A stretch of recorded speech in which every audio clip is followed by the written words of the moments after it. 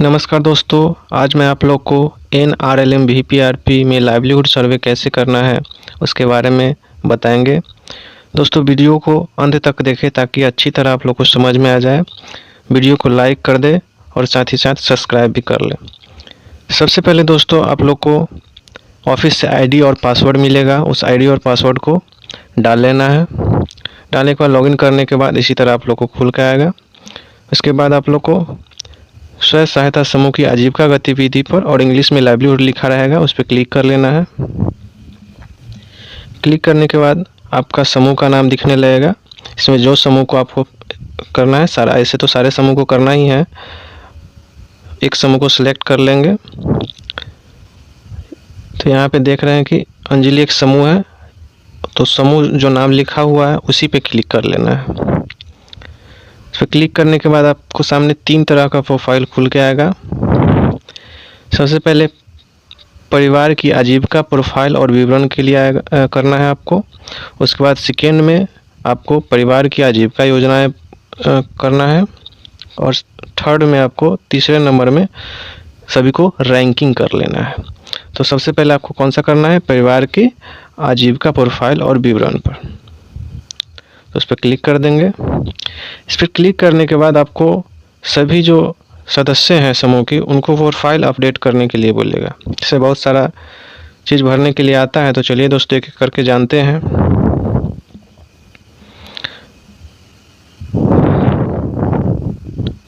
देखिए दोस्तों, यहाँ पे 1 नंबर में क्या आपने आजीविका के कार्य के लिए कोई लोन लिया है, तो आप समूह में जुड़े हुए हैं। अगर लोन लिए होंगे वो तो आप उनसे पूछकर हाँ या नहीं कर देंगे। अगर लिए होंगे तो हाँ कर देंगे। हाँ करने के बाद इस तरह का ऑप्शन आपके सामने खुल के आएगा। तो 2 नंबर में पूछ रहा है किस प्रकार की आजीविका गतिविधियों के लिए ऋण लिया गया है, यानी आप किस चीज़ के लिए ऋण लिए हैं। तो यहाँ पे इस दीदी ने फसल और खेती के लिए ऋण ली है। आप अपने अनुसार से जो भी चीज़ के लिए ऋण ली होगी दीदी, उसके अनुसार आप टिक कर लेंगे।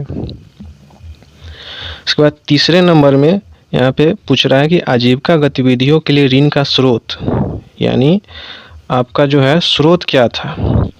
स्वयं सहायता समूह से लिए थे या ग्राम संगठन से लिए थे या CLF स्तर से लिए थे, या आपको यहाँ पे कुछ बैंक लिंकेज यानी स्वयं सहायता समूह के द्वारा जो बैंक लिंकेज होता है उसके द्वारा लिए थे, या VO या SHG के द्वारा लिए थे। तो जिस चीज़ से आप लिए होंगे लोन उसको लगा देना। तो ये दीदी जो है ग्राम संगठन से लिए थे, तो ग्राम संगठन में क्लिक कर दिए हैं।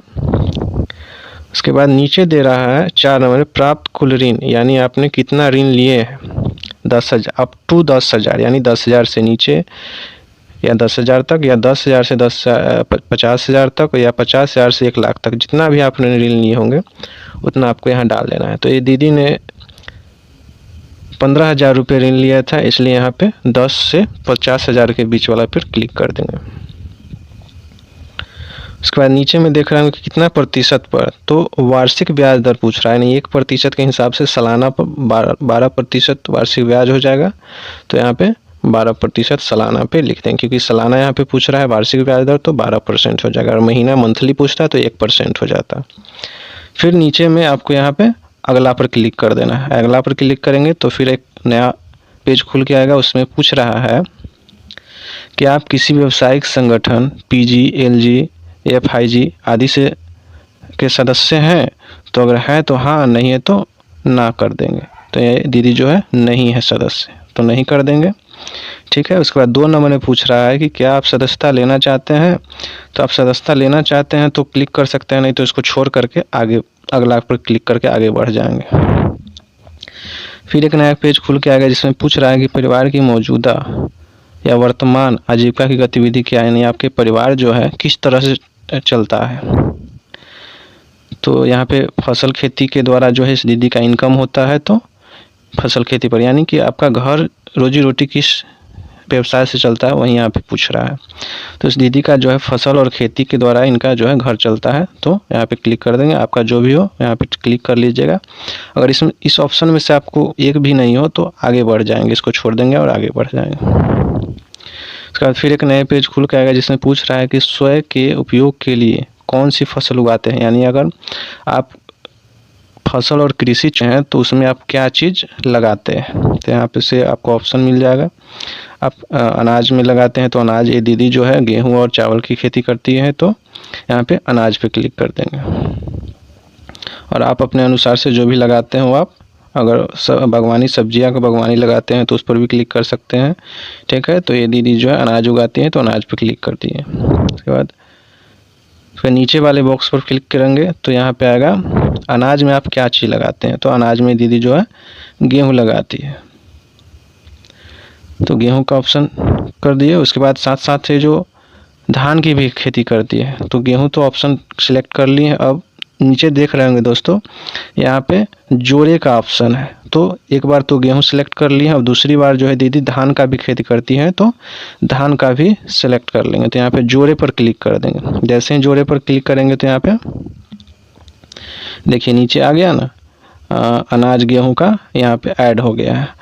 अब आपको धान का करना है तो यहाँ पे फिर से क्लिक करेंगे और यहाँ पे मक्का या धान, जो भी आपका धान का खेत है तो धान का खेती है तो धान का खेत कर लेंगे और फिर यहाँ जोड़े पर क्लिक कर देंगे। तो देख रहे हैं दोस्तों, नीचे जो है यहाँ पे अनाज का गेहूँ भी ऐड हो गया है और अनाज धान का खेत भी ऐड हो गया, यानी दीदी जो है धान का भी खेती करती है और गेहूँ का भी। उसके बाद नीचे आएंगे तो यहाँ पे दिख रहा है कि 2 नंबर में प्रतिवर्ष फसल चक्र, यानी दीदी जो है प्रतिवर्ष में कितना फसल चक्र लगाती है। तो एक बार धान लगाती है और एक बार गेहूँ लगाती है तो 2 हो जाएगा यहाँ पे, 2 फसल चक्र। खेती वाला क्षेत्र कितना है, तो खेती वाला क्षेत्र पूछ रहा है यहाँ पे एकड़ में। तो दोस्तों अपने हिसाब से जो एकड़ में बनता है भाग दे करके निकाल लीजिएगा।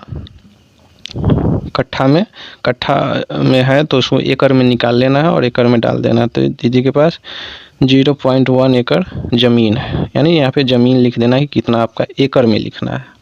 कट्ठा में होगा तो उसको एकड़ में कन्वर्ट करके लिख लीजिएगा।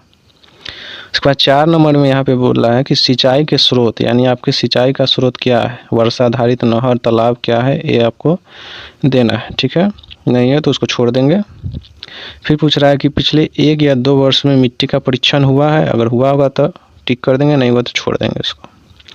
तो 6 नंबर में कह रहा है कि खेती के लिए आवश्यक बुनियादी ढांचा और उपकरण। ठीक है, तो यहाँ पे बॉक्स पर क्लिक करेंगे तो यहाँ पे देख रहे हैं 2 ऑप्शन खुल के आएगा, उपकरण, औजार या आधारभूत संरचना।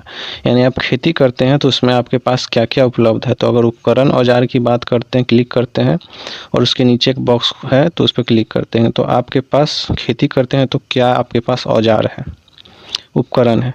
तो इस दीदी के पास स्प्रे का मशीन है तो स्प्रे कर देंगे। ठीक है, तो यहाँ पे जोड़े कर देंगे, ऐड हो गया। ठीक है, उसके बाद अगर आपको लग रहा है कि कुछ आप आधारभूत संरचना में भी कुछ है आपके पास, जैसे यहाँ पे दीदी के पास जो है आधारभूत संरचना में ये है आपके बोरवेल है तो ये भी ऐड कर देंगे, दोनों है दीदी के पास उपलब्ध है। इस तरह ऐड करके अगला पर क्लिक कर देंगे। ठीक है, फिर एक नया पेज खुल के आएगा जिसमें पूछेगा क्या आपने कोई कौशल कार्यक्रम प्रशिक्षण लिया है। तो इसमें अगर लिए होंगे तो यस कर देना है, नहीं लिए होंगे तो नो कर देना है। यहाँ पे दीदी कोई भी प्रशिक्षण नहीं लिए तो नो कर दिए। और यहाँ पे देखिए लास्ट में जो है अंतिम सहेजा गया। ठीक है, अंतिम सहेजा गया पर क्लिक कर देंगे। अंतिम सहेजा गया पर क्लिक करके और यहाँ पे ठीक है पर क्लिक कर देंगे। तो देखिए दोस्तों, यहाँ पे आप देख रहे हैं कि दीदी के बगल में ग्रीन कलर में सही का चिन्ह आ गया है, यानी कि इस दीदी का जो प्रोफाइल अपडेट हो गया। अब एक दीदी का और बचा हुआ है, इनका भी कर लेते हैं, इनका भी करेंगे। तो अपना आजीविका के लिए कार्य लोन लिया है तो ये दीदी जो है लोन नहीं लिए हैं तो अगला कर देंगे। पीजी और का सदस्य नहीं है दीदी तो इसमें भी अगला कर देंगे, नहीं है तो छोड़ के निकल आगे बढ़ जाना है। फिर यहाँ पे परिवार की मौजूदा और वर्तमान आजीविका की गतिविधि क्या है। तो ये जो है इनके घर में जो है कुछ प्राइवेट काम करते हैं तो इसमें ऑप्शन है नहीं प्राइवेट काम का, तो इसमें अगला करके बढ़ जाएंगे, कोई ऑप्शन लगाने की ज़रूरत नहीं है। उसके बाद यहाँ पे आपको कौशल प्रशिक्षण लिए हैं तो नहीं लिए हैं, नो कर देंगे। उसके बाद लास्ट में यहाँ पे देख रहे होंगे फिर यहाँ पे अंतिम सहेजा गया पर क्लिक कर देंगे। क्लिक करने के बाद ठीक है कर देंगे। अब देख रहे हैं दोस्तों कि सारे दीदी का जो प्रोफाइल अपडेट हो गया था। इसी तरह सबसे पहले आपको सभी दीदी का जो प्रोफाइल है ये आपको अपडेट कर लेना है। ठीक है, तो दीदी का प्रोफाइल जो अपडेट हो गया तो बैक कर लेंगे। बैक करने के लिए आपको यहाँ पे जो है क्लिक कर लेना है। क्लिक करने के बाद यहाँ पे समूह का आ जाएगा नाम, जिस समूह को कर रहे हैं तो उस समूह पे क्लिक कर लेना है फिर से, यानी अंजलि पर हम कर रहे हैं तो अंजलि पर क्लिक कर लेते हैं। तो परिवार की आजीविका प्रोफाइल और विवरण जो है अपडेट हो गया। अब क्या करना है, अब दूसरे नंबर में इस पे आना है, यानी परिवार की आजीविका योजनाएं प्लान तैयार करना है। तो इस पे क्लिक कर लेते हैं। क्लिक कर लेने के बाद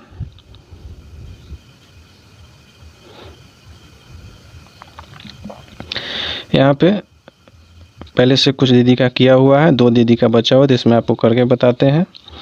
मालती देवी है, मालती देवी पर क्लिक करेंगे। अब यहाँ पे जैसे ही क्लिक करेंगे तो उसके बाद देख रहे हैं दोस्तों, यहाँ पे 11 प्रकार का ऑप्शन यहाँ पे प्लान है देना, यानी 11 प्रकार का प्लान अनुरोध करना है, यहाँ पे भरना है। तो सबसे पहले 1 नंबर में यहाँ पे फार्मिंग इंडिविजुअल, यानी कि व्यक्तिगत फार्मिंग जो होता है, अपना खेती करना, उसी को फार्मिंग इंडिविजुअल कहते हैं। दूसरा नंबर में है फार्मिंग ग्रुप, यानी समूह के एक साथ मिलकर, यानी 10-15 किसान मिलकर एक साथ फार्मिंग किसानी करना फार्मिंग ग्रुप कहलाता है। ठीक है।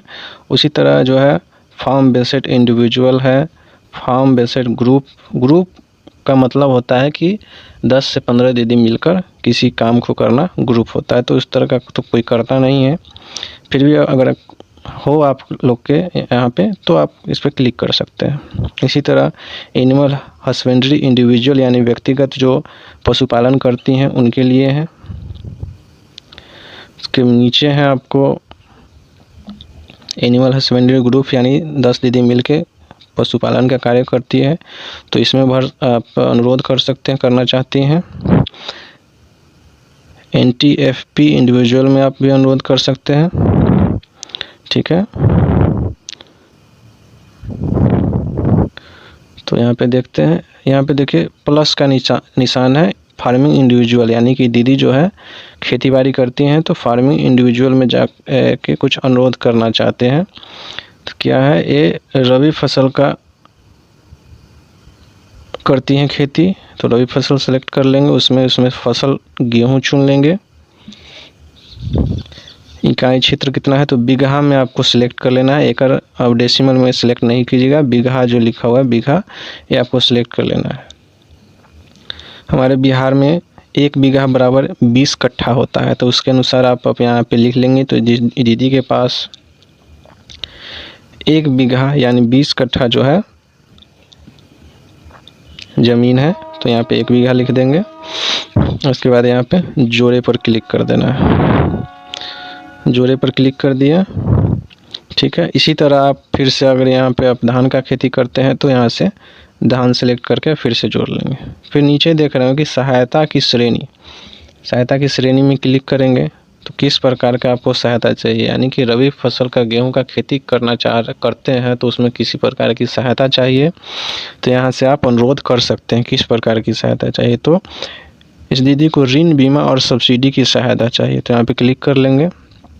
ऐसे बहुत सारे ऑप्शन है। प्रशिक्षण आपको चाहिए, अगर उसके बारे में जानकारी चाहिए तो प्रशिक्षण पर क्लिक कर सकते हैं।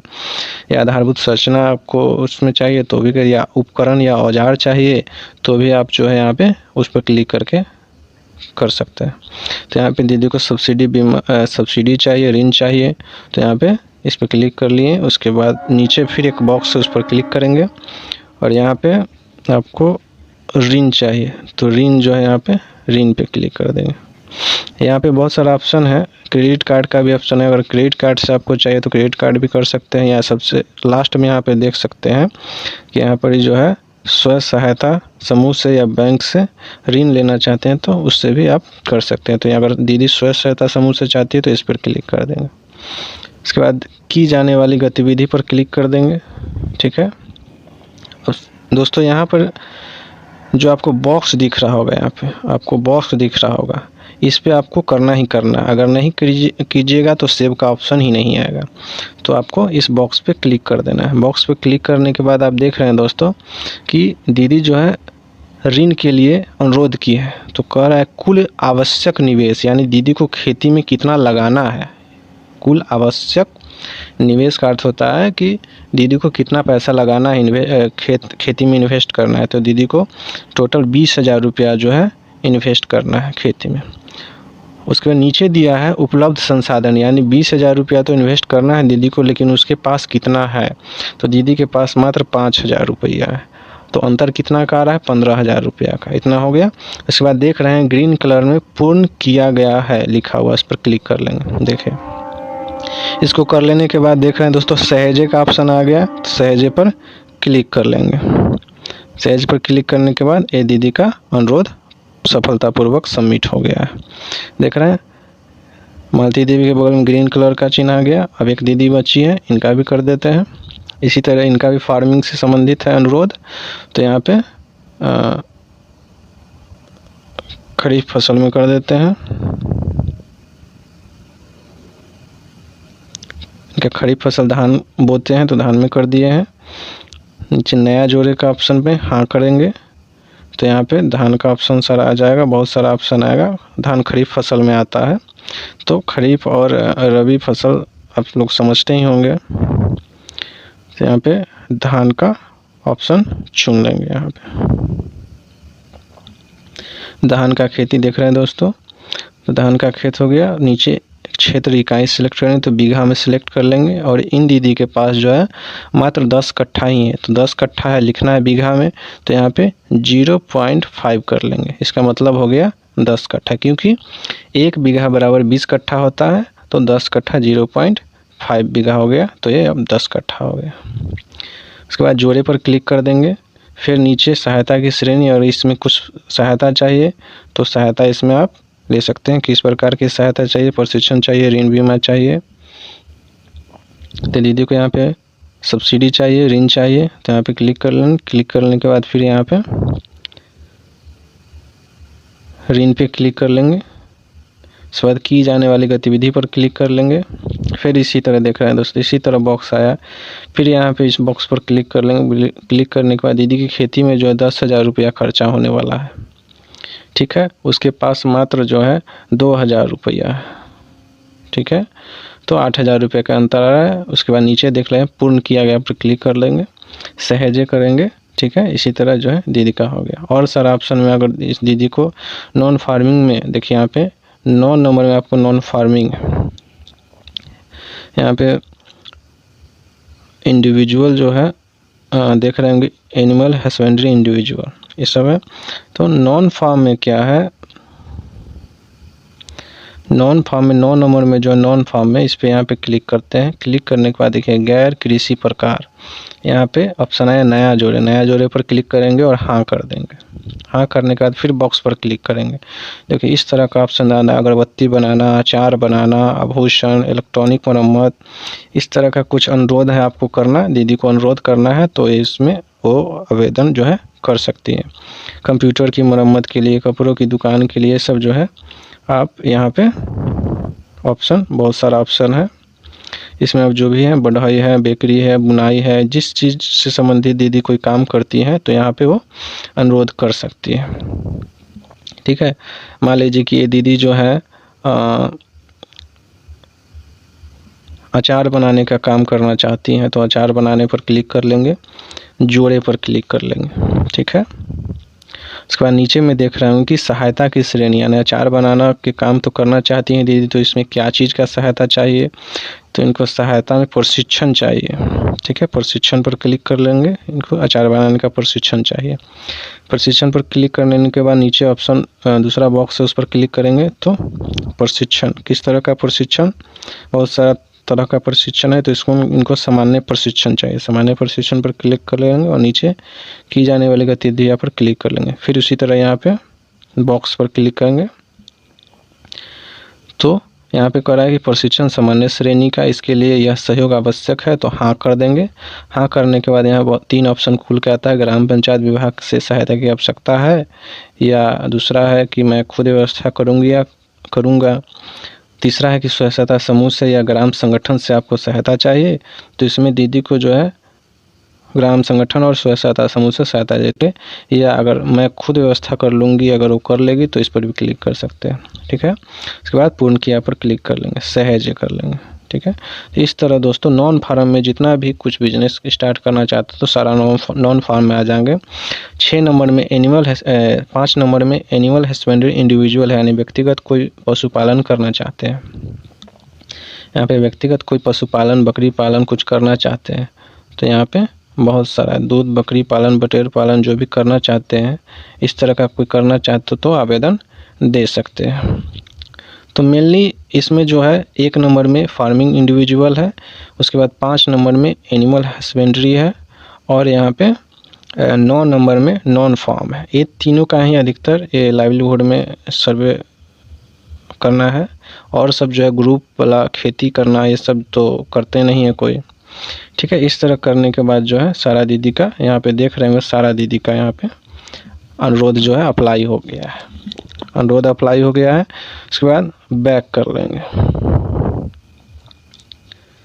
तो यहाँ पे परिवार की आजीविका योजनाएं पूर्ण रूप से कर लिया गया है। अब जो है तीसरा नंबर में यहाँ पे परिवार की आजीविका योजनाएं की रैंकिंग कर लेना है, यानी जितने भी दीदी के द्वारा अनुरोध दिया गया है उसको अब रैंकिंग कर लेना है। ठीक है दोस्तों, रैंकिंग करने के बाद आप सारांश में भी देख सकते हैं कि किन किन दीदी का अनुरोध किया गया है, और उसके बाद जो है आपको ग्राम संगठन को आजीविका योजनाएं जमा करें, यानी ग्राम संगठन में जब पूरा समूह का आप सर्वे कर लीजिएगा तो लास्ट में जो है यहाँ पे ग्राम संगठन को आजीविका योजना जमा करे पर क्लिक करके व्यू को सबमिट कर देना है लास्ट में। जब सारा समूह का लाइवलीहुड सर्वे कर लेने के बाद लास्ट में जो यहाँ पे सबमिट कर देना है।